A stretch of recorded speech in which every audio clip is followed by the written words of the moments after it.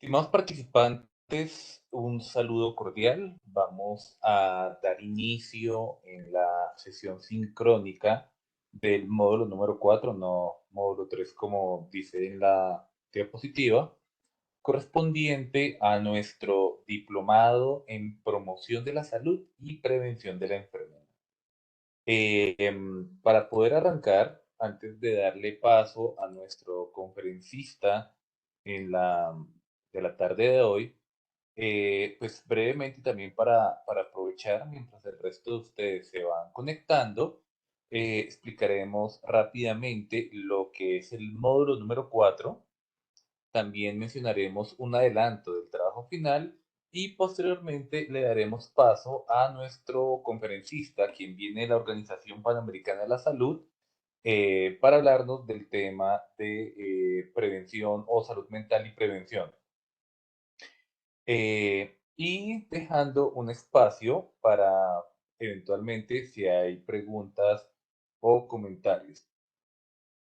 Entonces, para poder arrancar y hablar del módulo número 4, se destaca que este módulo hace referencia al segundo grupo de condiciones. Entonces, en ese grupo de condiciones se complementará con las condiciones que ustedes revisaron en el grupo número uno y el tipo de actividades será muy similar al que han visto durante todo el proceso formativo.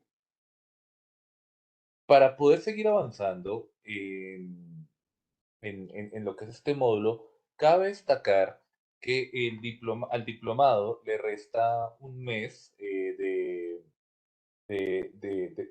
este proceso, en donde ustedes, desde hoy, que es 1 de noviembre, hasta el 15 de noviembre, avanzarán en el módulo número 4 y desde el 15 de noviembre, el día que es la última sesión sincrónica, hasta el 30 de noviembre, avanzarán en el módulo número 5 correspondiente al trabajo final. Encontrarán lecturas relacionadas con las limitaciones y controversias de la prevención y pasaremos al segundo grupo de condiciones: salud mental, mayores mujer e infancia y adolescencia, con un control de lectura, un taller final que ya les explicaré y un caso para el foro de discusión. El caso hace referencia a accidentes de tránsito. Entonces, como ustedes verán, de manera transversal abordaremos varios de estos elementos y condiciones que vemos en este módulo. Con relación al trabajo final, este taller número 4 es un adelanto al trabajo final y tiene plazo de envío el 15 de noviembre a las 10 de la mañana. Y el trabajo final, hace referencia a un plan de mejoramiento en donde se integrarán los elementos formativos del diplomado, tendrá un adelanto en el módulo número 4. En el módulo número 4 se hará de manera individual y en el módulo número 5 ya se integrarán grupos, como se explicará el 15 de noviembre.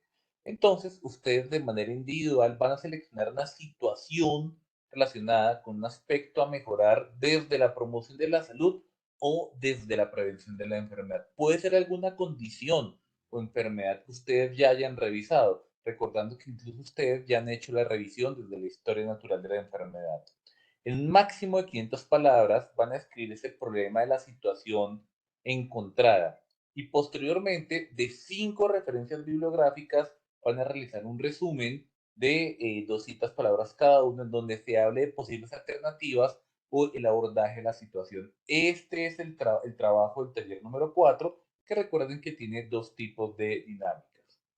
Y ya para arrancar, le damos espacio, ya sin más preámbulo, porque sabíamos que esta parte inicial era muy corta, a Leonardo García, quien es psicólogo con un especialista en psicología clínica y también tiene una maestría en salud pública.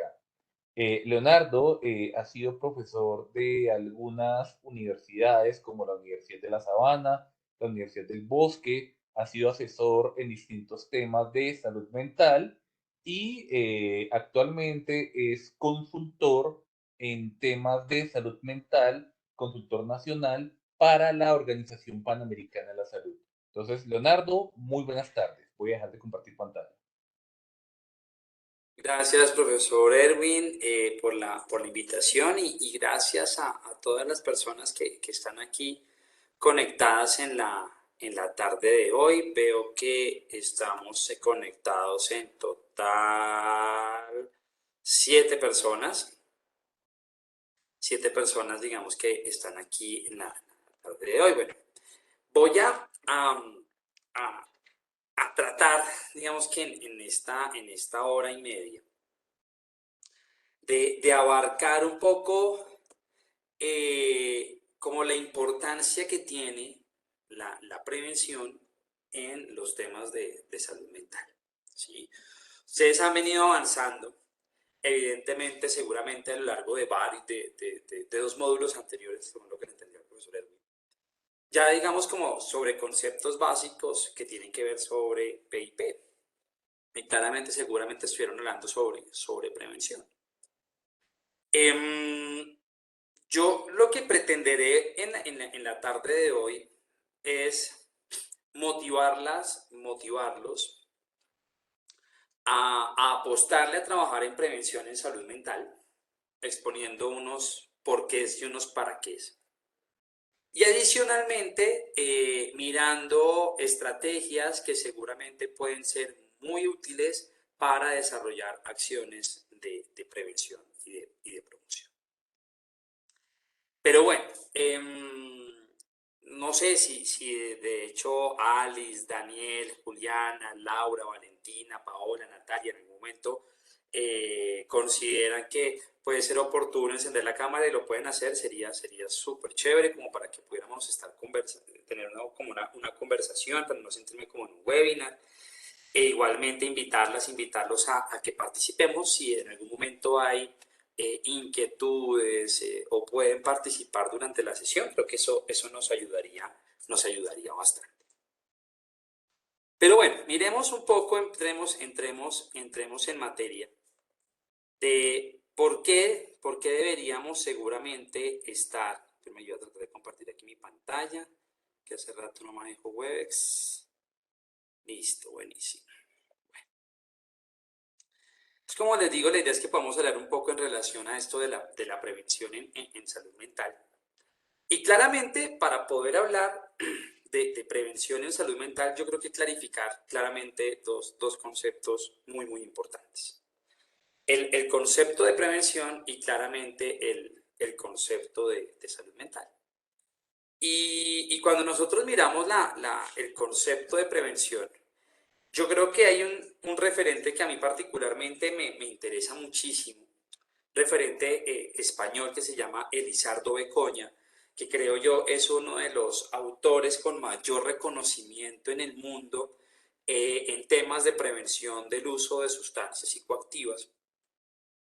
Y él describe la prevención como un proceso sistemático en la cual las actividades o estrategias que se desarrollen básicamente buscan generar cambios en determinantes o factores individuales, sociales y ambientales, básicamente para reducir la posibilidad de que se presente una problemática, en este caso pensemos una problemática de salud mental, y seguramente mejorar, por ejemplo, el tema de la calidad y bienestar. Él habla evidentemente del uso de sustancias psicoactivas porque es su especialidad, pero quiero que entonces entremos revisando este concepto y es básicamente prevención, es un proceso sistemático en el cual las actividades o acciones desarrolladas buscan generar o modificar factores individuales,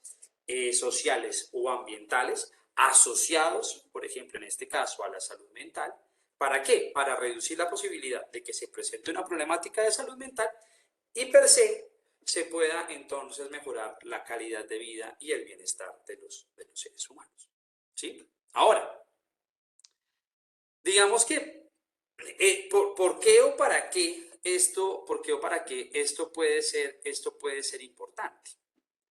Cuando nosotros miramos el informe mundial de la salud mental, nos vamos a encontrar elementos bien interesantes. Perdón, apagué aquí mi cámara, lo siento.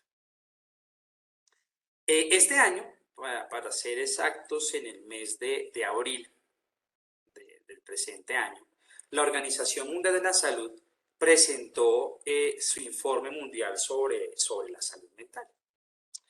Y digamos que es interesante porque esta publicación surge 20 años después de otra publicación que aquí ustedes están viendo, que fue el informe sobre la salud en el mundo, y se hizo una mención importante a la salud mental. Y digamos que en este documento, hace 20 años, se mencionaba que pues básicamente la salud mental debería fortalecerse, por ejemplo, todo el tema de la atención, debería evidentemente reducirse el tema del estigma, ¿sí? Y cuando nosotros miramos del 2001 al 2022, evidentemente han existido muchos avances en salud mental, muchísimo. Ya definiremos qué es salud mental, pero en general creo que se ha avanzado mucho en salud mental porque ahora se habla más de la salud mental. Creo que ahora hay menos estigma. Creo que ahora hay más profesionales especializados en esta área. Y evidentemente se han logrado avances. Sin embargo, cuando uno mira ese documento y lo compara con, digamos, uno con este documento del 2001 y lo ve a la luz del día de hoy o de la realidad del año 2022, muchas de recomendaciones de ese momento siguen siendo vigentes.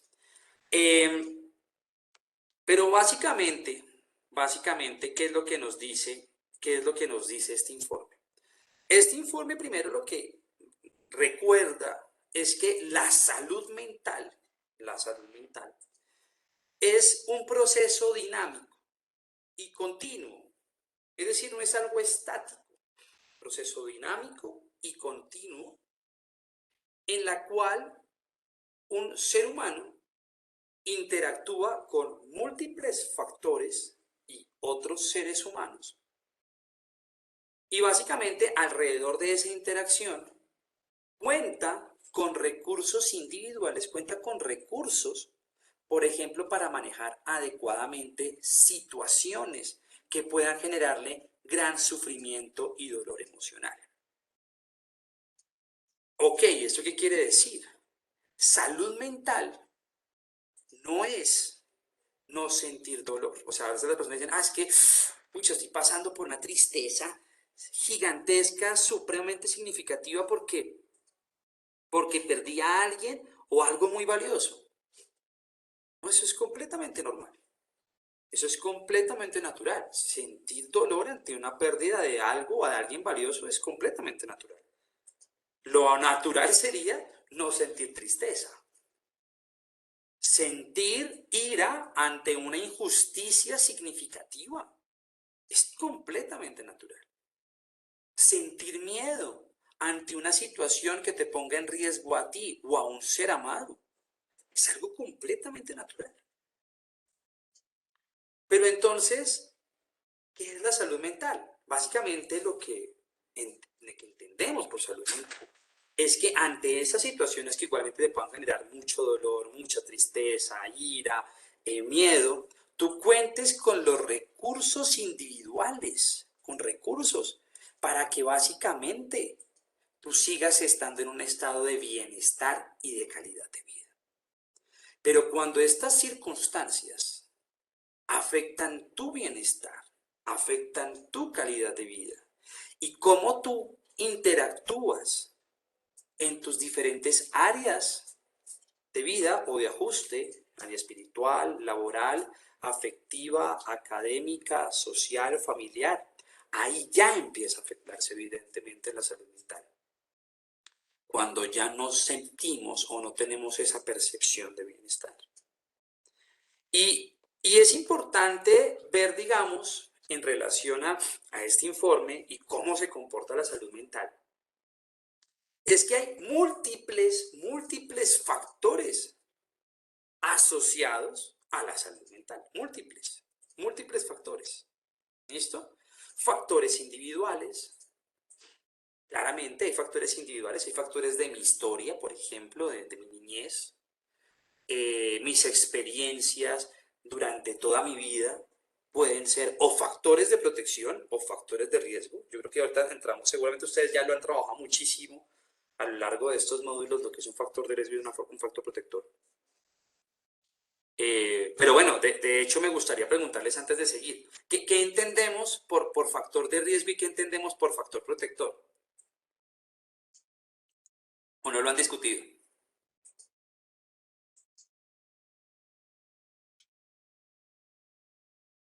Sí, no.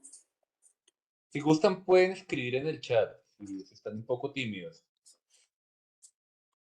Sí, doctor, pues yo quisiera opinar respecto a eso, pues factor protector, pues es cualquier condición que nos evita la aparición de, por ejemplo, si estamos hablando en el caso de las enfermedades, pues la aparición de alguna enfermedad o algún trastorno. Asimismo, pues es un factor protector y algo que nos aumente la probabilidad de sufrir de esa enfermedad o presentar ese trastorno, pues ese sería un factor de riesgo. Gracias, gracias Daniel, muchas gracias Daniel, muy amable. Natalia.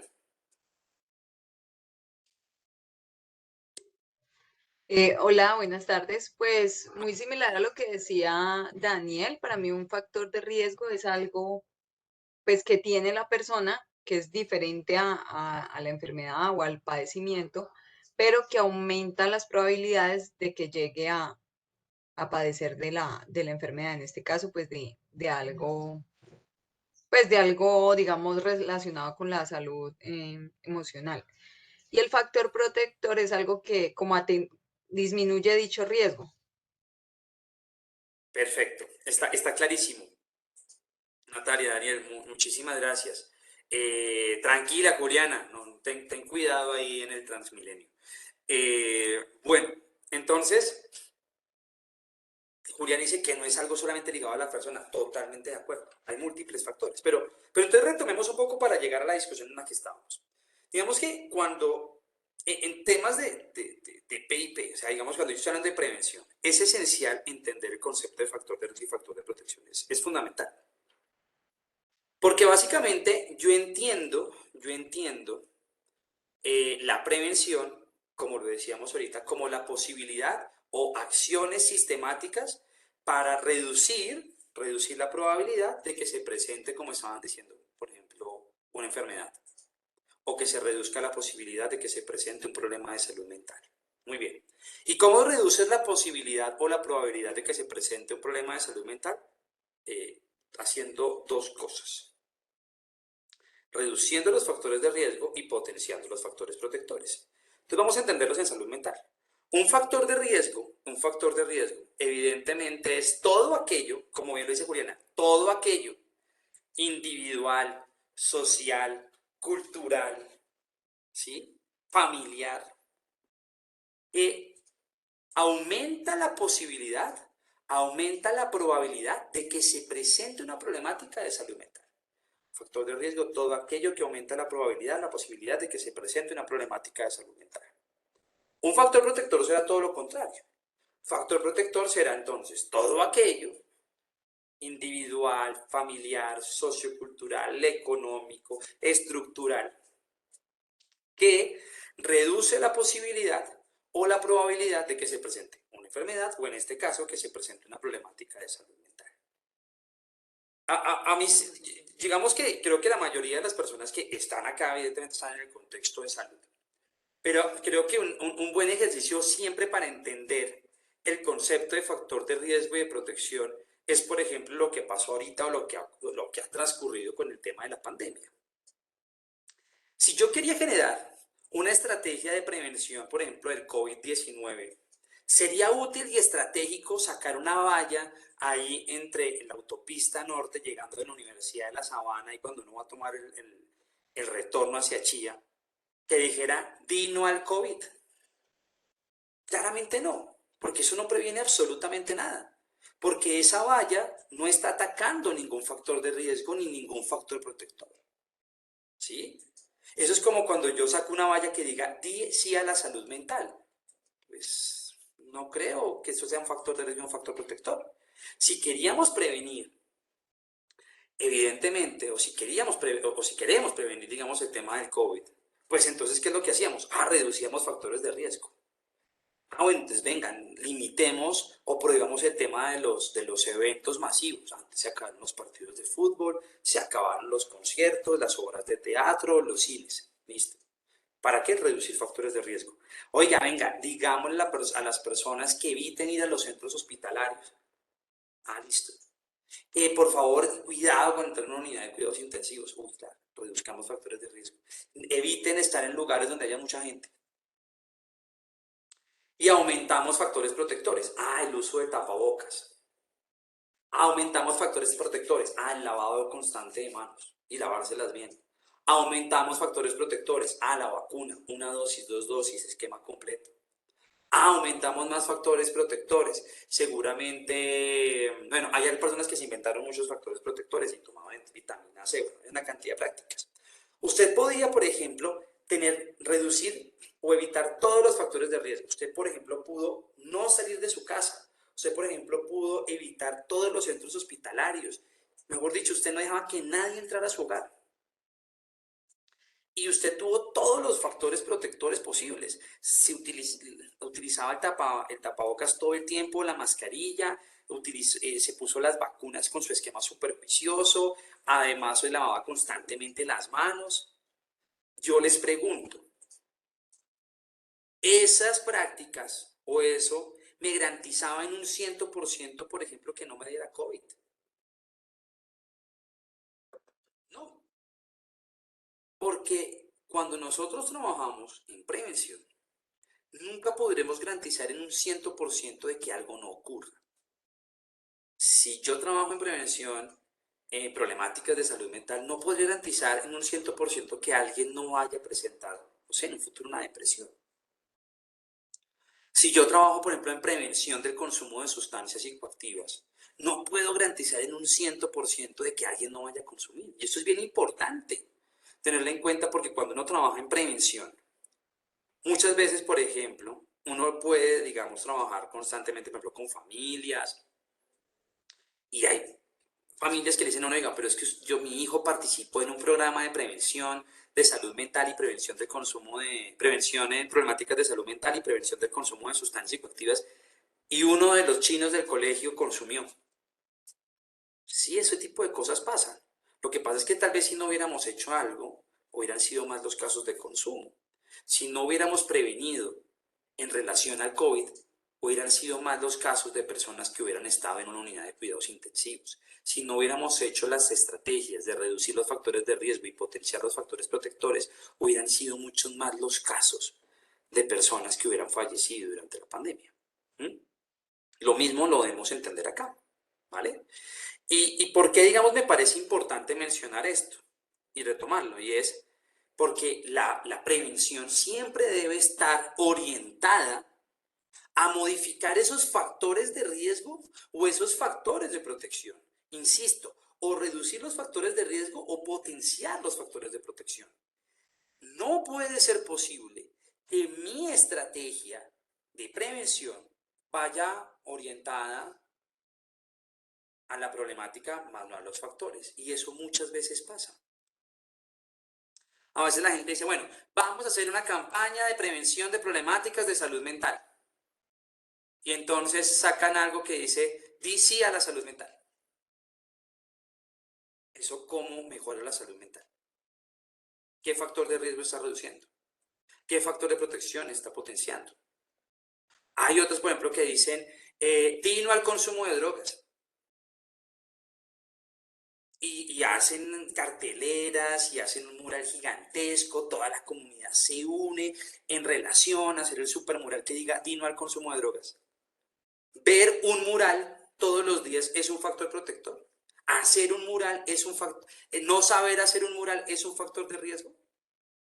No existe ni una sola investigación que diga que los niños que no saben hacer carteleras consumen más sustancias psicoactivas. Si encontráramos una investigación que diga, uy, es que mire, cuando los pelados no saben hacer carteleras, es más probable que consuman sustancias y que se vuelvan dependientes, pues pongámoslos a hacer a todos carteleras. Pero no son factores de riesgo. Entonces, ¿qué es lo que quiero mostrarles? Que muchas veces las prácticas preventivas son súper superficiales. Son pañitos de agua tibia en las cuales decimos estamos haciendo por la salud mental, estamos haciendo para evitar el consumo de sustancias, estamos haciendo para reducir la maternidad y paternidad temprana, pero no trabajamos sobre los factores directos. Entonces, ahora sí regreso un poco a lo que les estaba planteando. Y es, bueno, ¿y qué factores de riesgo o qué factores de protección? ¿Con qué factores de riesgo o qué factores de protección debemos contemplar? Espérenme, voy a tratar de compartir otra vez mi pantalla. Debemos contemplar en salud mental. Bueno, pues es que la salud mental depende de múltiples factores. Ya nos decía ahorita, creo que era Juliana, no recuerdo por el chat. Nos decía, sí, Juliana nos decía, Juliana nos decía, no depende solamente de los individuos, claro. Los factores tanto de riesgo como de protección están en el individuo, desde su historia, su experiencia, todo lo que ha vivido, pero hay factores familiares. Hay múltiples factores familiares, desde el tipo de familia, si es nuclear, si es extensa, si es monoparental, pero además las prácticas parentales. ¿Sí? Por ejemplo, hoy en día sabemos que uno de los principales factores protectores asociados a la salud mental de niños, niñas y adolescentes es una vaina llamada involucramiento parental. Ahorita les voy a mostrar, de hecho, una gráfica bien interesante. Sabemos que cuando los papás, papá, mamá, o cuidador, cuidadora, está más involucrado en la vida de su hijo o de su hija, es menos probable que este pelado, esta pelada, por ejemplo, consuma sustancias psicoactivas, pero que además que si las consume, se enganche en un consumo abusivo o dependiente. Además sabemos que los papás que están muy involucrados en la vida de ellos, o cuando hay papás muy involucrados en la vida de un niño, una niña o un adolescente, este niño, niña o adolescente tiene menor probabilidad de presentar depresión infantojuvenil, ansiedad, cutting, también conocido como autolesiones, heteroagresión, es decir, agresión a otros, ideación suicida y conducta suicida. Entonces, por ejemplo, si yo no tengo papás muy involucrados, pues seguramente eso es un factor de riesgo supremamente significativo. ¿Sí? Papás ausentes. Familia, por ejemplo, con problemáticas de salud mental. Violencia intrafamiliar. Bueno, acá sí se dan cuenta hay múltiples factores. Claramente hay factores comunitarios. Factores comunitarios que pueden ir incluso desde lo escolar. Si estamos hablando de niños, niñas, adolescentes o universitarios. De los pares, del mismo contexto barrial, múltiples factores asociados. Y claramente muchos factores estructurales sobre los cuales a veces no tenemos ningún control. De hecho, hay muchos factores sobre los que claramente no tenemos ningún control. Pensemos, por ejemplo, en este momento, en la salud mental de muchas personas. O sea, factores estructurales, por ejemplo, como las recesiones económicas. Hoy, oficialmente, el dólar ya quedó a 5.000 pesos. Creo que 5.010 pesos. Una recesión económica la berraca. Nuestro peso o nuestra moneda hoy en día está totalmente devaluada. Y hay evidentemente una inflación global totalmente significativa. Pero además a eso sumémosle que a veces encontramos divisiones que parten desde lo religioso, desde lo cultural, desde lo étnico, que pueden generar una serie de conflictos. Factores estructurales como emergencias ambientales sobre las que no tenemos ningún control. Esta es una foto real tomada por nuestro equipo de la Organización Panamericana de la Salud en la región de La Mojana, lo llevan en una crisis ambiental ya todo este año y que se ha agudizado con el invierno, desplazamiento forzado, violencias. Es increíble cómo uno llega a territorios. Con Luz María, que es mi colega también de consultora de salud mental, teníamos una discusión esta semana y era, contextos en los que llegamos y a veces le dicen a la comunidad cosas como de, usted tiene una de dos o de tres opciones, o pertenece a este grupo armado, o la segunda es se va, o la tercera es se suicida o lo suicidamos. Palabras textuales, ¿sí? Evidentemente son factores que claramente pueden estar afectando la salud mental de las personas. Flujos migratorios, bueno, emergencias, emergencias de salud pública como por la cual acabamos de pasar. Oficialmente todavía seguimos en una pandemia. Entonces, esto, por qué lo planteo? Y es porque si los factores de riesgo y los factores de protección son intersectoriales o multisectoriales y se relacionan entre sí, pues entonces la salud mental debe salir del hospital. La salud mental debe ir más allá del psiquiatra y debe ir más allá del profesional en psicología. La salud mental es un tema, en últimas, pues de todo el mundo, que se construye desde lo individual, desde lo familiar, desde lo comunitario y claramente desde lo político. Por esa razón, yo sí me encuentro convencido que seguramente podemos y debemos apostarle a la prevención en la salud mental. ¿Y apostarle por qué? Debemos apostarle porque cuando nosotros miramos también los datos, encontramos cosas pues que lo alarman a uno. Todos estos son datos del Informe Mundial de Salud Mental. Por ejemplo, sabemos que una de cada 8 personas sufren de algún problema de salud mental, algún trastorno de salud mental. Los más prevalentes son la ansiedad y la depresión. Y que después de la pandemia,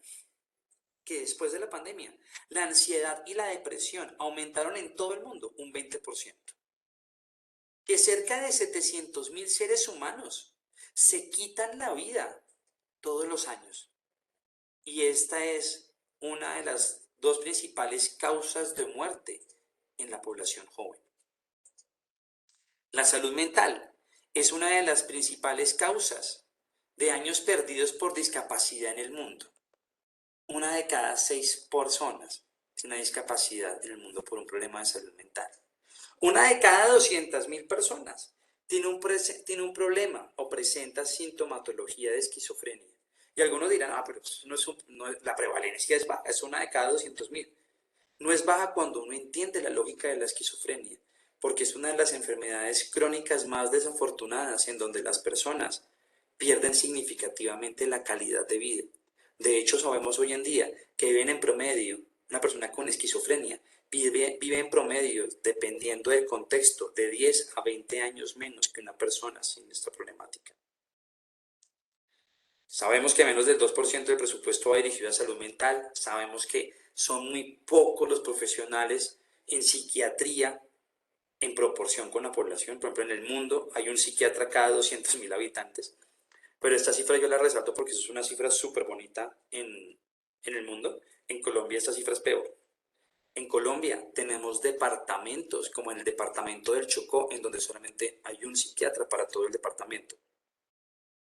Entonces, creo que estos son seguramente algunos elementos por los cuales uno puede decir, oiga, tal vez apostarle al tema de la salud mental es necesario. O sea, hay que entender además algo, y es que uno puede decir hoy, oiga, yo hoy tengo, no sé, 40 años y durante mis 40 años de vida yo me he sentido perfecto. O sea, yo no he tenido en ningún momento ninguna molestia, o sea, no me he sentido en un momento en donde no me sienta yo mismo, en donde me sienta incómodo conmigo, en donde se reduzca significativamente mi bienestar o mi calidad de vida.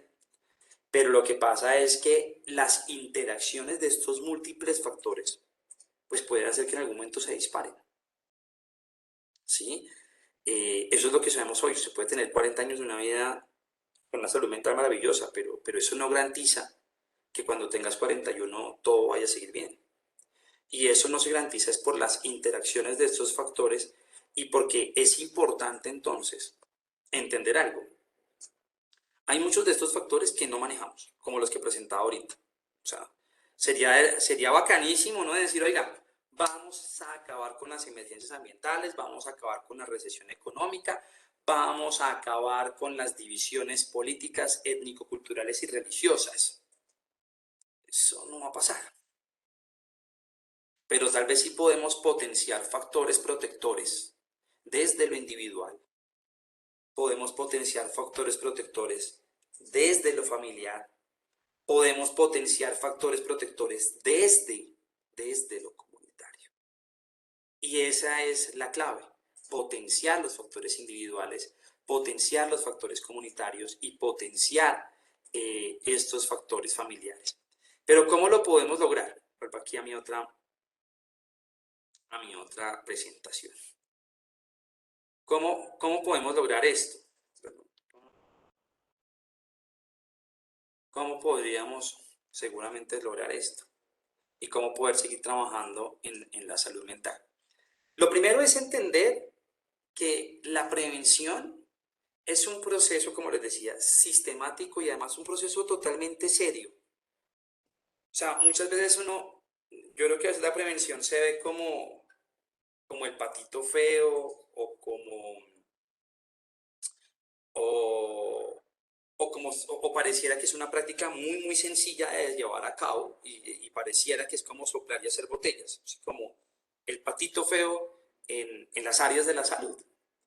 Y pareciera que no tiene el mismo respeto de la intervención y de la clínica. Pero resulta que eso ha llevado a que la prevención haya sido totalmente maltratada, fullmente maltratada, ¿sí? Porque cada quien hace lo que cree que se debe hacer. Y lo que pasa es que muchas veces cuando no hacemos las prácticas de manera adecuada, podemos terminar generando la respuesta totalmente contraria. Y para eso quiero compartir con ustedes un video de una campaña que seguramente algunos de ustedes recuerdan. Permítanme un momento, la voy a ir abriendo acá.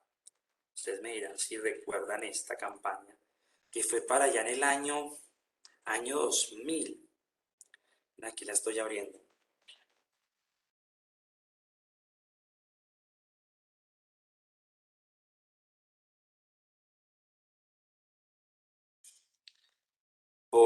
Espérenme a una cosa.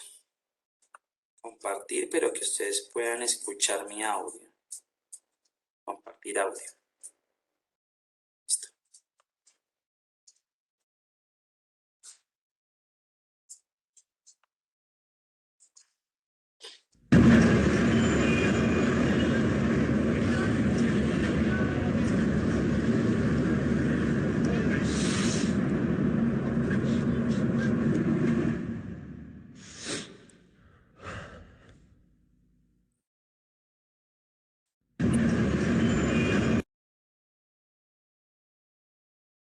Les pregunto, ¿recuerdan esa campaña? ¿La recuerdan? Bueno, ¿la vieron? Ahorita que la compartí. ¿Recuerdan esa campaña? No, señor. No. Ok. Pero la vieron. La pudieron ver ahorita que la mostré. Ah, sí, eso sí. Esta campaña fue una campaña en temas de consumo de drogas que salió para el año 2002. 2002 estaba Andrés Pastrana todavía en la presidencia. Y era una campaña que buscaba prevenir el consumo de cocaína. Esta campaña fue un hit en términos publicitarios, pero una vaina poderosísima. O sea, fue ganadora de premio Cannes. O sea, la campaña a nivel publicitario fue una vaina tremenda. A nivel de salud pública fue lo peor. Porque el consumo de cocaína en Colombia nunca ha sido un problema. La prevalencia del consumo de cocaína en Colombia alguna vez en la vida. Es decir, el porcentaje de personas que han consumido cocaína en Colombia al menos una vez en la vida es el 2.8%, una prevalencia baja. Mucho más alto es marihuana, que es 11.48%, y de lejos alcohol con el 89%. Pero no sé por qué sacaron una campaña para prevenir el consumo de cocaína, sabiendo que nosotros no somos un país consumidor, sino más bien un país productor. Cuando salió la campaña, súper exitosa a nivel publicitario, ocurrió algo dramático en las prevalencias del consumo en los meses siguientes. Y es que la prevalencia del consumo de cocaína se elevó hasta el 7%. ¿Por qué? Porque en últimas no estaba trabajando sobre ningún factor de riesgo, ningún factor protector. Ah, que la cocaína es adictiva. Sí, pero ¿ese qué factor de riesgo o qué factor de protección es? Al final lo que terminó generando fue la curiosidad en relación al uso de si era o no era adictivo, y aumentó significativamente la prevalencia de vida en nuestro país. Afortunadamente volvió a bajar, todavía estamos sobre el 3%. Pero ¿qué es lo que quiero plantearles o qué es lo que quiero, digamos, decirles con esto? Y es que las estrategias, o más bien las acciones, espera que no puedo cambiar acá. Permítame un segundo. Las acciones de prevención, pues muchas veces en serio han sido maltratadas porque pensamos que prevenir es sacar cualquier información. Sí, entonces, haga una campaña contra el suicidio. Ah, pues sencillo, di no al suicidio. Haga una campaña contra el suicidio. Ah, no, el suicidio no es el camino. Esa será seguramente un factor. ¿A qué factor de riesgo o a qué factor protector estamos trabajando? ¿No sería mejor entonces unas estrategias en donde les enseñemos a las personas a gestionarse sus emociones? ¿No será, por ejemplo, el déficit en gestión emocional un factor de riesgo que lleva a las personas a pensar en quitarse la vida? Sí, eso sí, claro. Entonces, seguramente una acción de prevención del suicidio será: aumentemos la educación en gestión emocional. Aumentemos, por ejemplo, la psicoeducación en relación a la parte afectiva, porque hay una cantidad de mitos alrededor del amor, alrededor del enamoramiento. Si educamos a las personas, por ejemplo, en eso. ¿Qué tal, por ejemplo, si le enseñamos a las personas? Tal vez un factor de riesgo es que no tenga con quién hablar. Si creamos líneas de salud mental, ¿será que eso es una estrategia de prevención? Y más que sacar una valla que diga di no al suicidio, sacamos una valla que diga aquí te escuchamos, y el número grande en WhatsApp de cuando te sientas mal, aquí podemos hablar. ¿Será que esa? Ah, claro, es que esa sí se le está apuntando un factor de riesgo. Y es que un factor de riesgo es cuando las personas no tienen con qué hablar. Ok, lo mismo. Hagamos una campaña de la prevención de la depresión. No te deprimas, di sí a la vida. Tú puedes. Hay personas que, de hecho, estoy seguro que alguna vez ustedes han estado tristes, no deprimidos, pero sí tristes, o hemos estado tristes, y usted ha estado triste y la gente le dice: ay, no estés triste, échale ganas. Ante eso, ¿la tristeza se va? Evidentemente no. Antes usted dice como: oh, pues, ojalá fuera así de fácil. Es así de fácil. A veces nos dicen eso y sabemos que no es así de fácil dejar de estar tristes. Pues así de fácil tampoco vamos a prevenir la depresión. No es decir, la persona piensa positivo. Pero hoy en día, por ejemplo, sabemos que las personas que hacen actividad física tienen 3 veces menos probabilidad de sufrir de depresión. Hoy sabemos, por ejemplo, que las personas que se exponen a diario a la luz solar producen más serotonina, y esto evidentemente es un factor protector de la depresión. Hoy en día, por ejemplo, sabemos que la resiliencia, ser resilientes, es un factor protector, el berraco, de la depresión. Pero ¿cómo podemos, por ejemplo, cómo podemos promover la resiliencia? Sabemos hoy en día que un factor protector o un factor asociado a aumentar la resiliencia es que tú, por ejemplo, te expongas a diario no, circunstancialmente, a factores o a situaciones que para ti sean incómodas. De si queremos mejorar la salud mental desde la primera infancia. Ese es un trabajo fundamental que hay que hacer con papás. Enseñarle, por ejemplo, a los papás, aparte de sus prácticas, dentro de sus prácticas parentales, que es fundamental no meter a los niños o niñas o adolescentes en una esfera de cristal. Porque la vida, desde sus factores estructurales, es caótica y dura. Y muchas veces, desde las prácticas parentales o familiares, metemos a los menores de edad en esferas de cristal, salen de la casa y esa esfera de cristal evidentemente se rompe. Hay múltiples investigaciones que nos muestran relaciones en las cuales las personas que han tenido una vida perfecta y maravillosa, cuando esa vida perfecta y maravillosa en casa de papá o mamá finaliza, son más proclives a tener depresión. Son más proclives, ¿por qué? Porque no han generado eso que llamamos el callito que nos genera la vida, el día a día. Entonces, una estrategia de prevención supremamente útil es decir a los papás, oiga, es muy bueno que usted, por ejemplo, le dé a su hijo de vez en cuando la comida que no le gusta, de vez en cuando. Que no sea alérgico, obviamente, o alérgica, pero es la comida de vez en cuando que no le gusta. Ah, no le gusta el brócoli una vez cada 15 días. Ah, no le gusta visitar a la abuelita. Bueno, vamos a ir donde la abuelita una vez cada 20 días. Usted ya como adulto, no le gusta llamar la atención. Llame la atención una vez al mes. Ah, usted como adulto hay una persona que le cae mal y no gusta interactuar. De vez en cuando interactúe. ¿Y por qué es importante hacer esto? Porque en últimas, un día en la vida te va a tocar comer lo que no quieres comer. Porque algún día tendrás que trabajar o compartir oficina con una persona que no te cae bien. Y es mejor si nos vamos educando a eso desde niños. Entonces, no solamente es decir di no al suicidio, di no a la depresión, es fortalecer esos factores protectores.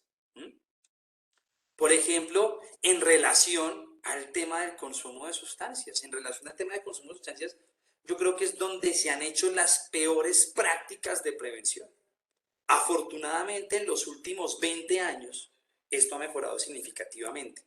Y de hecho, instituciones muy serias como la Oficina de Naciones Unidas contra la Droga y el Delito, la Organización Mundial de la Salud, la Oficina de Senda Chile, el National Institute Drug Abuse, han trabajado para mirar qué sirve y qué no sirve, por ejemplo, en consumo de sustancias. Y creo que esto ha aportado en general a toda la prevención de la salud mental. Por ejemplo, hoy en día sabemos que los testimonios de las personas adictas o que tuvieron en algún momento una adicción son totalmente contrapreventivas, son totalmente dañinas. Es una acción con daño la igual madre. Entonces, uno no debería permitir que en una institución educativa, por ejemplo, se lleve una persona que mencione su historia como o su testimonio cuando tuvo problemas de sustancias psicoactivas. Lo que pasa es que en la mente de las personas está, no, es que si les metemos miedo a los chinos, no consumen. Las personas no consumen o no dejan de consumir por miedo, consumen por otros múltiples factores. ¿Sí? Consumen porque no hay involucramiento parental, consumen porque gestionan sus emociones con el tema de la sustancia psicoactiva, se enganchan a las drogas por la personalidad que tienen. Las personas consumen sustancias por algo llamado influencias normativas, ¿sí? Y eso es lo que hay que modificar. Ese tipo de cosas o acciones son las que nosotros debemos entrar a modificar. Pero bueno, retomo aquí. Yo creo que, como les decía, en el tema del consumo de sustancias se han hecho, digamos que prácticas muy inadecuadas, como el tema de los testimonios, pretender meterle miedo o aumentar el miedo, el terror en los niños, niñas y adolescentes o en general a los seres humanos en cualquier momento del curso de vida, sabemos hoy en día que no es funcional. Todo lo contrario, cuando usted exagera las consecuencias, por ejemplo, de las sustancias psicoactivas, cuando usted exagera las consecuencias de las sustancias psicoactivas, normalmente lo que ocurre es que las personas reducen la vulnerabilidad o la percepción de vulnerabilidad. para que me entiendan. Para que me entiendan. Yo podría, por ejemplo, a ver, hay un elemento que se llama la percepción de riesgo. Y es básicamente la percepción de riesgo lo que te dice es, cuando tú percibes que algo es muy riesgoso, es menos probable de que lo hagas. Sí, total. O sea, si yo considero que me voy a montar una montaña rusa y la montaña rusa se puede caer, me puedo morir o puedo tener una fractura gravísima, pues yo me monto en la montaña rusa. Pero si el pensamiento que yo tengo es, eso está súper protegido, nada me va a pasar, solamente va a pasar bueno, voy a gritar un rato, pues seguramente me monto. Entonces, por muchísimo tiempo, te decía, bueno, entonces hay que aumentar la percepción de riesgo del consumo de drogas para que la gente no consuma. Y eso en parte es cierto y en parte no es tan cierto. Es decir, es importante que las personas conozcan las consecuencias reales que, por ejemplo, tiene el consumo de sustancias psicoactivas. Pero no se puede mentir porque la percepción de riesgo implica algo que es la percepción de vulnerabilidad. Para que me entiendan, la percepción de riesgo tiene dos componentes o dos factores. Un componente se le conoce como severidad y el otro se le conoce como vulnerabilidad. ¿Qué es la severidad? La severidad es básicamente que tú conozcas cuáles son las consecuencias que trae el consumo. Entonces, por ejemplo, usted puede conocer perfectamente cuáles son las consecuencias que trae el consumo de tabaco. Usted lo conoce perfecto. El consumo de cigarrillo puede dar cáncer, puede generar problemas respiratorios, listo. Bien, son factores de riesgo. Pero vemos, por ejemplo, muchos profesionales de medicina, neumólogos incluso, que consumen hartísimo cigarrillo. Entonces uno diría, pero venga, si usted que conoce perfectamente todas las consecuencias, ¿por qué fuma? Ah, sencillo. Porque yo conozco perfectamente la severidad, conozco perfectamente las consecuencias. Otra cosa es que yo me considere vulnerable. Eso le pasa al resto. Yo no. Yo sé que si no, por ejemplo, durante la pandemia no utilizaba tapabocas, podía uno contagiarse de COVID, pero eso le pasa al resto. Yo no. Yo me lo pongo de vez en cuando o me lo pongo así ya esté usado, porque la percepción de vulnerabilidad se disminuye. Lo mismo en sexuales, conductas sexuales de alto riesgo. Así sí, no utilizar preservativo puede ser un factor de riesgo de ITS. Ah, pero eso le pasa a los otros, a mí no me pasa. Entonces, la vulnerabilidad. Entonces, muchas veces pensamos que la percepción de riesgo es solamente, métales el tema de severidad, métales el tema de cuáles son las consecuencias reales. Y nos olvidamos de la percepción de vulnerabilidad. Y resulta que la percepción de vulnerabilidad se reduce cuando tú dices mentiras o exageras las consecuencias. Pongo un ejemplo para que me entiendan. Le digo a alguien, mire, si usted consume marihuana, usted, por ejemplo, usted va a ser habitante de calle. Si usted consume marihuana, usted fijo, hasta se puede morir. ¿Eso es real? Pues claramente carece de toda evidencia, eso no es cierto. Eso no es cierto. Y supongamos que se lo digo a un pelado de 14 años, 13 años. Listo. Y lo termino convenciendo. Al pelado de que si consume marihuana se puede morir. Y que si consume marihuana se va a volver habitante de calle. Y en una de esas, él se encuentra con un primo. Y el primo además es un man súper exitoso. Gerente de una oficina multinacional, oficina regional multinacional. Y gana muy bien. Y entonces en una de esas se pueden hablar de todo y tocan el tema del cannabis. El chino le dice, no, es que yo no fumo esa vaina, no metí esa vaina, porque me dijeron que me puedo morir y las personas que fuman eso se vuelven habitantes de calle. Y el primo, súper exitoso gerente, le dice, no, yo me fumo un porro cada 8 días, desde hace 7 años. Eso lo que termina logrando es un distanciamiento entre la comunidad y el facilitador o el profesional de la salud o la persona que esté trabajando. Pero además lo que termina generando es que se reduce la percepción de vulnerabilidad. Ah, ok, eso no nos pasa a nosotros. De tal forma que cuando él escucha algo que sí sea cierto, digan, mira, es que usted con marihuana le puede afectar su hipocampo y como se afecta el hipocampo, se reduce la memoria a corto, mediano y largo plazo. Que eso sí es cierto, ya no. A mí me dijeron la vez pasada otra cosa y eso era carreta, esto también debe ser carreta. Llega alguien y le dice, oiga, es que si usted consume marihuana puede generarle un síndrome motivacional, o si usted consume marihuana y tiene depresión, esa vaina puede agravar la depresión, que eso también es cierto. Eso no lo va a creer.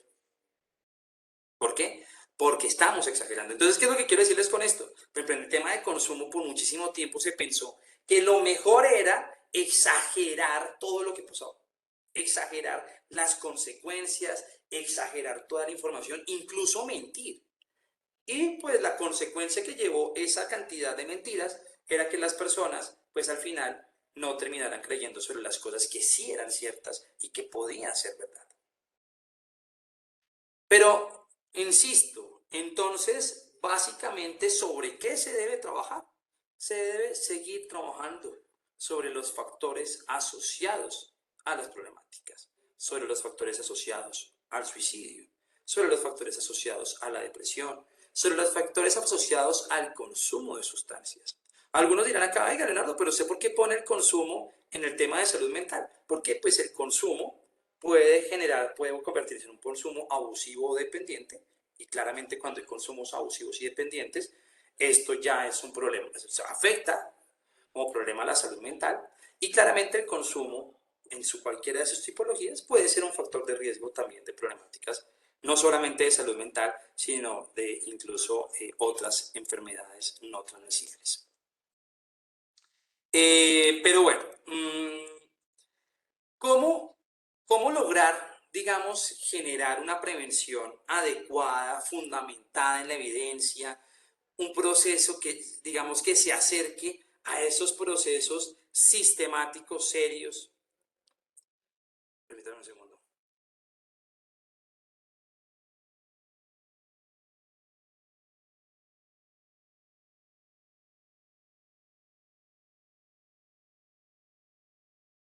¿Listo? Perdón.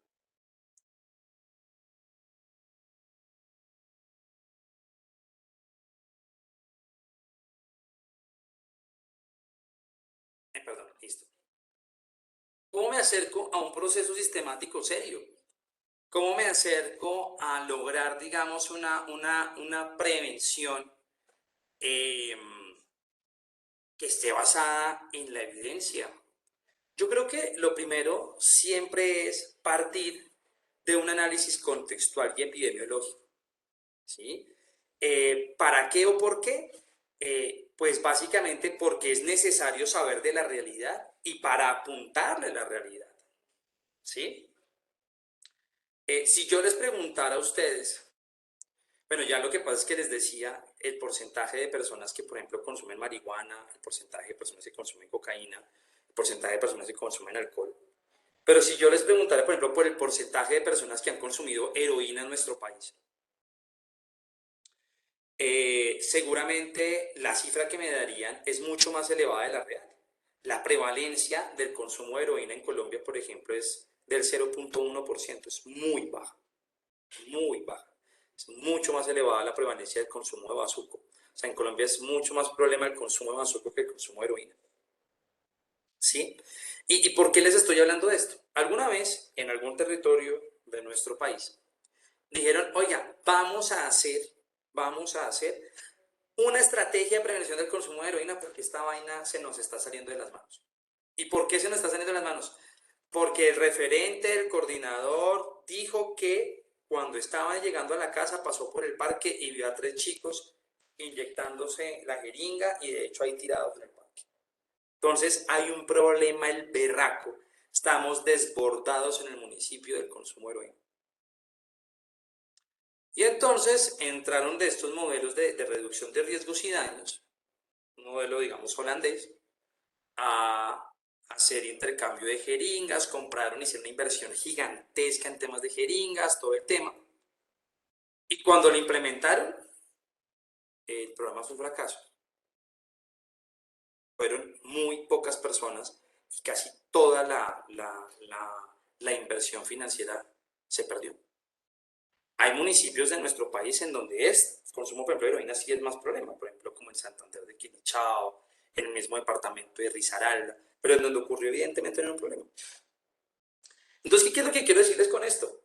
Muchas veces nosotros partimos de creencias y opiniones. Uno, nos estamos desbordados de casos de estrés postraumático. ¿Será que estamos desbordados de casos de estrés postraumático? ¿Será que estamos desbordados del tema de consumo de TUCIB y de heroína? ¿Por qué no hacer primero un análisis contextual y epidemiológico para mirar si es verdad o no? Y si podemos ir un poco más allá y en ese análisis contextual y epidemiológico identificar los factores de riesgo reales que estén asociados al problema, es un avance el berraco. Porque recuerden, para poder hacer prevención, yo debo actuar sobre los factores. Es decir, que si yo no identifico factores de riesgo y de protección, no puedo hacer prevención. Apague y vamos. No la haga. Ay, pero es que miren, nos dieron un contrato el berraco para hacer una estrategia de prevención en el municipio y nos van a consignar en ese momento 400 millones de pesos. Ya identificó los factores, ya hizo este análisis contextual y epidemiológico, ya identificó los factores de riesgo y de protección. Si usted no ha identificado los factores de riesgo y de protección, entienda que por más que le hayan consignado, por más que lo hayan contratado, todo lo que usted haga va a ser un saludo a la bandera. Un saludo a la bandera en donde usted va a terminar reforzando o vamos a terminar reforzando que la prevención es el patito feo de la salud y que cualquier persona puede hacer estrategias. Y claramente, cualquier persona puede llevar a cabo estrategias de prevención. Yo no siento que para esto para hacer prevención bien hecha, tenga que ser un médico, epidemiólogo, salubrista, psicólogo, trabajador social, enfermero. Yo creo que, por lo menos en salud mental, como esto es intersectorial, yo creo que todas las personas pueden hacer acciones. Pero lo importante es que también fortalezcamos las capacidades de la comunidad para que, por ejemplo, los docentes, desde su rol fundamental como educadores, tampoco maltraten la prevención. Y aprovechemos que tienen, por ejemplo, ese trabajo con los niños y niñas y adolescentes para, de alguna forma, acercarnos a estrategias o acercarnos a desarrollar factores protectores desde la primera infancia. También digamos que es fundamental, una vez nosotros identificamos esos factores de riesgo e identificamos los factores protectores, poder plantearnos objetivos de prevención y promoción. ¿Sí? Las acciones de PIP van mucho más allá a que no se presente la situación. Es decir, no, o sea, si yo hago prevención del consumo es entonces para que no consuma drogas. No sé. Hoy, por ejemplo, estaba hablando con un grupo de la Universidad del Bosque y desarrollaron una investigación muy interesante porque miraban la relación que hay entre la edad de inicio de consumo de alcohol y el tener un mayor nivel de riesgo en consumo. Y entonces había una particular, y digamos que esto era chévere porque les decía, claro, ustedes, por ejemplo, esto puede ayudar o puede ser un fundamento científico o la evidencia tener la evidencia para que hagamos estrategias, por ejemplo, antes de los 13 años, para que las personas no es que no consuman alcohol, sino para que tal vez no consuman a los 13 años, porque los 13 años, por ejemplo, ahí está la importancia del análisis epidemiológico.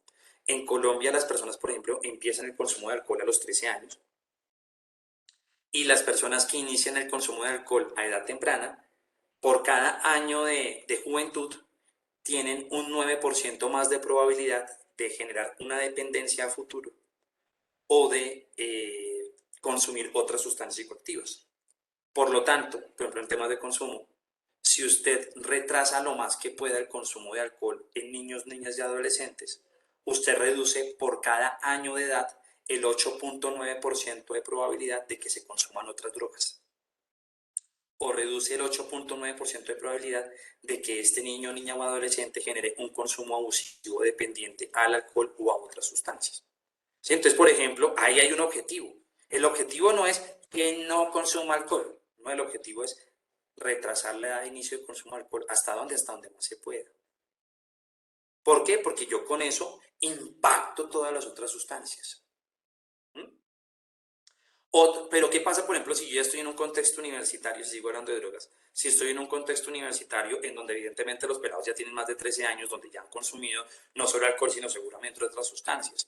Pues plantearme un objetivo de retrasar la edad de inicio de consumo de alcohol es completamente estúpido, o sea, no va a ser funcional, no es al lugar, pero seguramente sí puede ser muy útil un objetivo en donde yo plantee el tema de reducir la posibilidad de que se transite a consumos abusivos o dependientes, que la persona se me quede en consumo recreativo ocasional.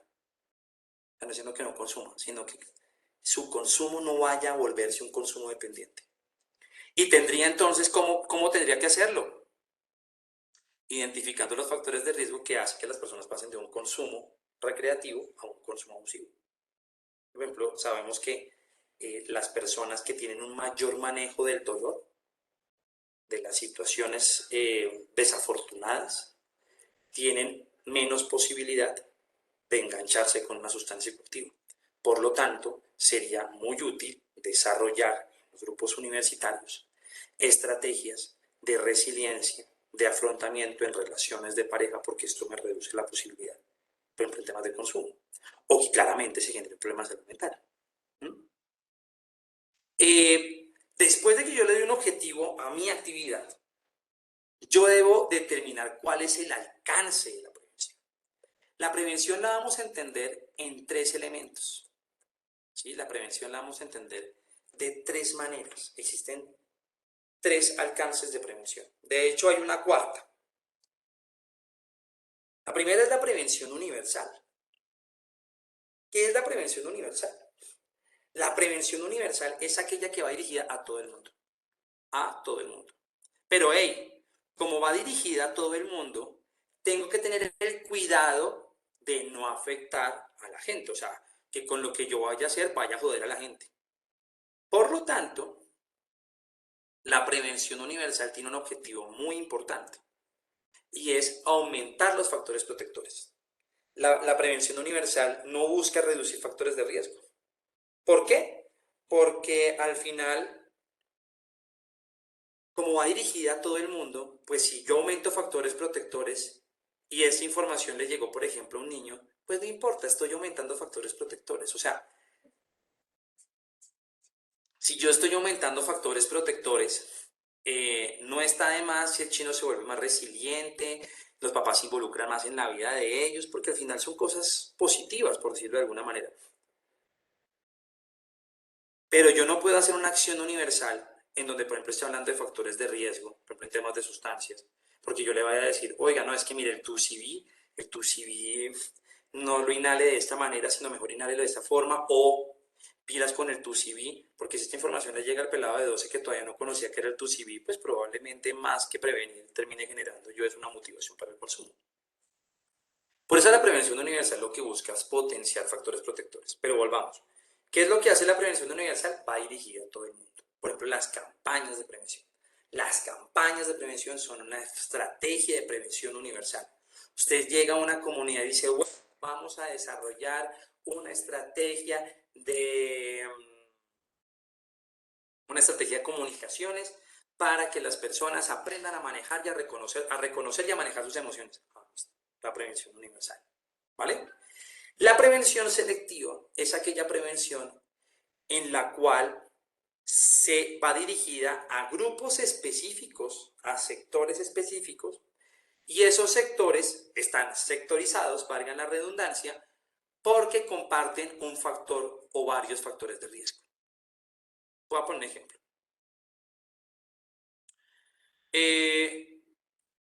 Leonardo, es que tenemos un problema gravísimo en temas de salud mental con los chinos de décimo B, porque de los chinos de décimo B están pasando,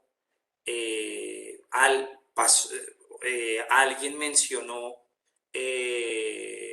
un tema, por ejemplo, estaban hablando del tema de la importancia de la belleza física y la importancia de ser extremadamente delgados, delgadas y de restringir todas las dietas.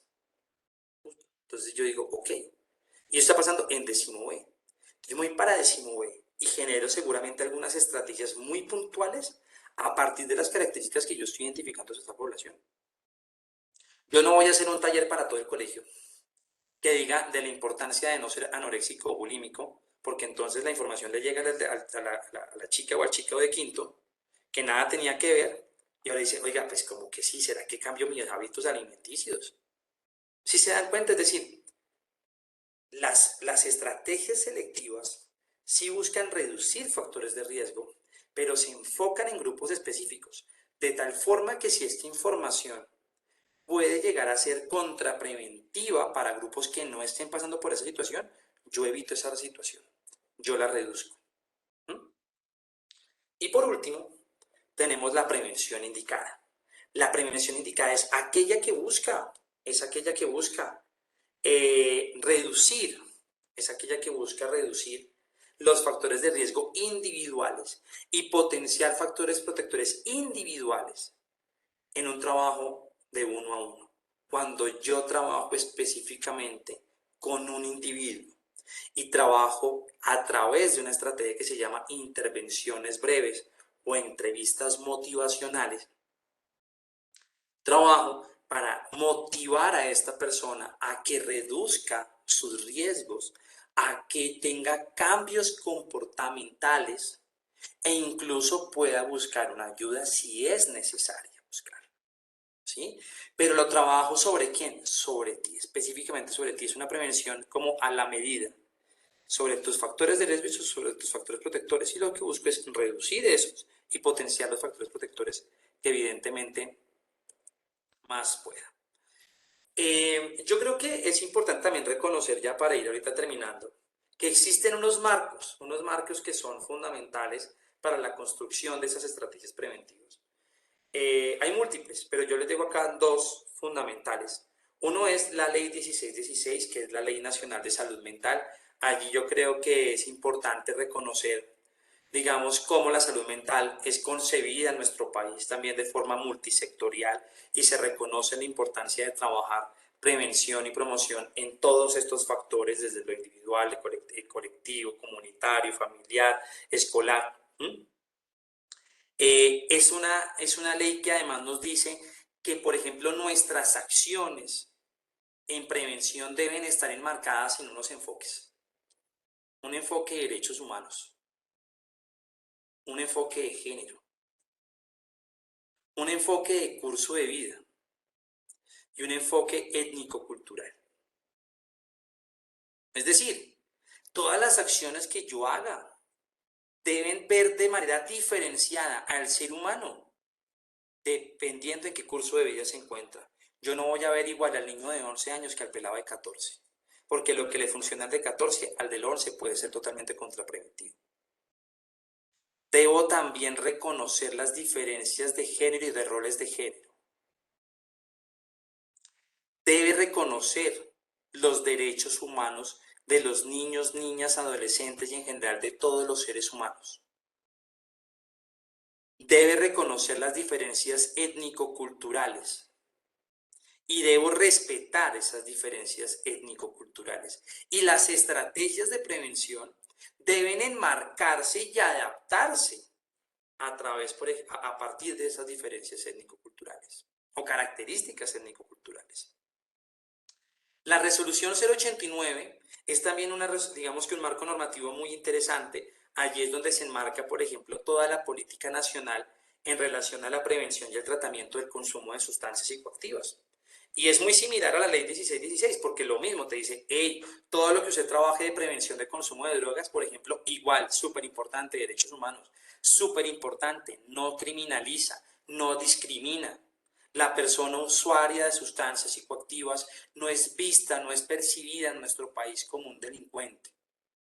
Es un ser humano que en su facultad de ser humano tiene el derecho a decidir si consume o no consume una sustancia psicoactiva. Y que si ese consumo de sustancias psicoactivas tiene un uso abusivo o dependiente, puede acceder al sistema y servicio de salud para poder de alguna forma reducir la posibilidad de mantenerse en esos consumos. Pero como igualmente es visto como un problema de salud pública, pues se desarrollan acciones para reducir ese problema de salud pública, pero no estigmatiza y no descriminaliza. Y hay un documento muy importante también que son los lineamientos internacionales de prevención. Es un documento de la Oficina de las Naciones Unidas contra la Droga y el Delito que ustedes pueden compartir. Yo igualmente podría compartirle al profesor Erwin estos documentos junto con esta presentación para que ustedes la puedan tener, la puedan revisar y claramente manejar si lo consideran necesario. Pues bueno, rápidamente, como en esta hora y media traté de hacer un bosquejo y un contexto de lo que es la prevención en la salud mental, ¿sí? Espero de alguna manera haberlos motivado, porque sin duda la salud mental es algo totalmente dinámico que se refleja en el día a día y cada día estoy más convencido con una frase de la Organización Mundial de la Salud, y es que no es posible hablar de salud si no hay salud mental. Y entendiendo la salud mental como bienestar y calidad de vida, creo que somos llamados a mejorar el bienestar y calidad de vida de todos los seres humanos. Y claramente en eso también hacer una reflexión individual para cada una de las personas que se encuentran aquí conectadas, y es que también nosotros podemos ser factores de riesgo o factores de protección de la salud mental de otros seres humanos, y también dejaría la tarea de tratar de convertirnos entonces dentro de nuestras dinámicas en actores de protección de la salud mental de nuestros familiares, de nuestros compañeros, de nuestras parejas, de nuestros amigos, de nuestras amigas. Eso era lo que quería compartir con ustedes. Muchísimas gracias y bueno, profesor Erwin, muy amable, y no sé, si tienen alguna duda, alguna inquietud, pues estoy aquí para poderla atender o responder. Pasaríamos al espacio de preguntas. El diplomado tiene 40 personas activas, las cuales pues muchos están en hospitales en este momento. Entonces se conectan los que pueden a las 5, más tarde no hacemos la sesión. Y entonces en ese orden de ideas también le agradecemos a Leonardo por su presentación, y quisiera dejar un espacio para preguntas. Entonces, ¿quién quisiera preguntar?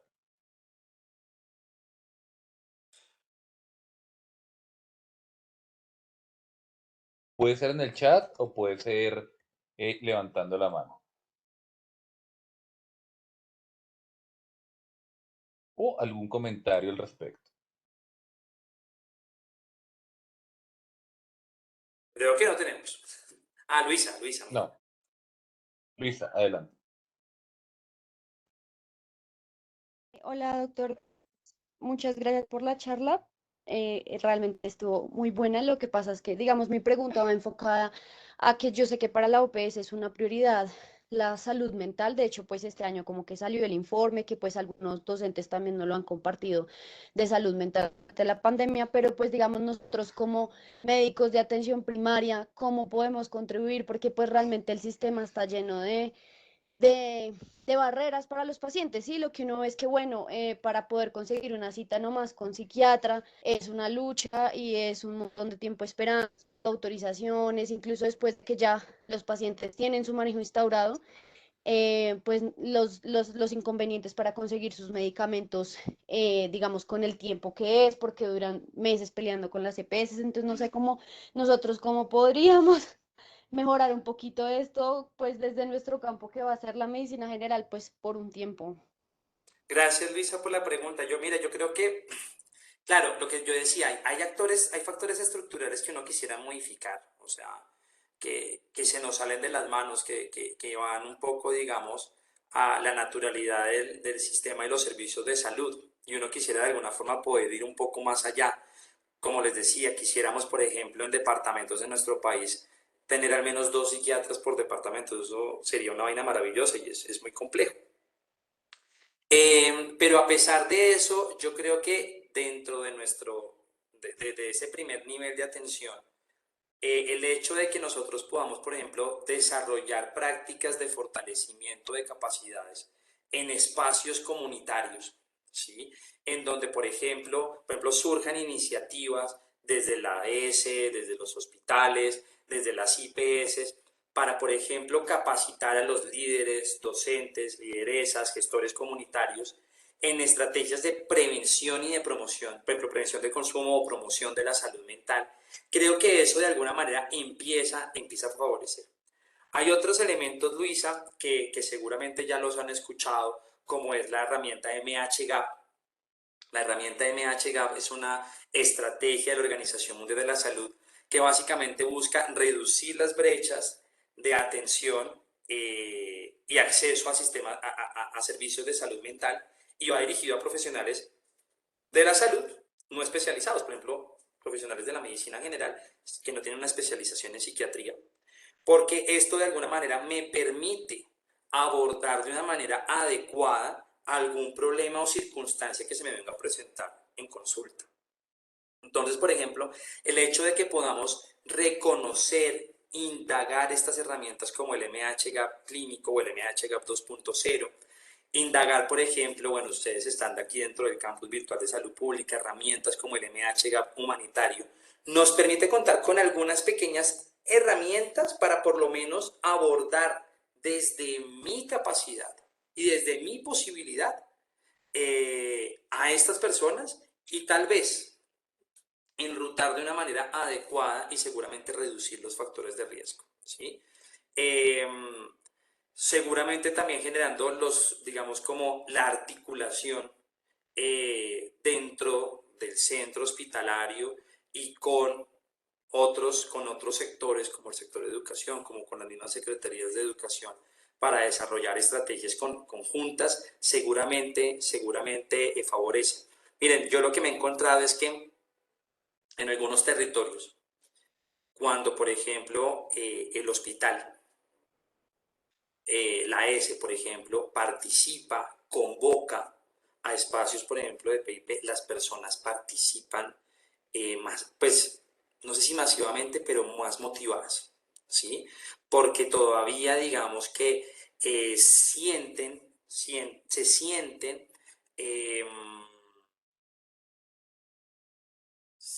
digamos que la motivación está muy asociada a sentir como que le importa todavía al sistema de salud, ¿sí? Muchas veces estas estrategias surgen, insisto, del sector de educación, pero cuando es el hospital el que convoca, normalmente hay una participación más alta. Entonces yo creo que este tipo de acciones seguramente podemos sumarlas y hacemos algo. No modificamos los factores estructurales, pero sumamos. Vamos sumando, vamos sumando.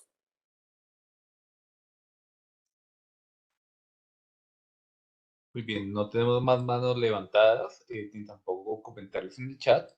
Y ya cumpliendo con el espacio, bueno, Alice Juliana menciona, agradece también la importancia de la última reflexión como comentario.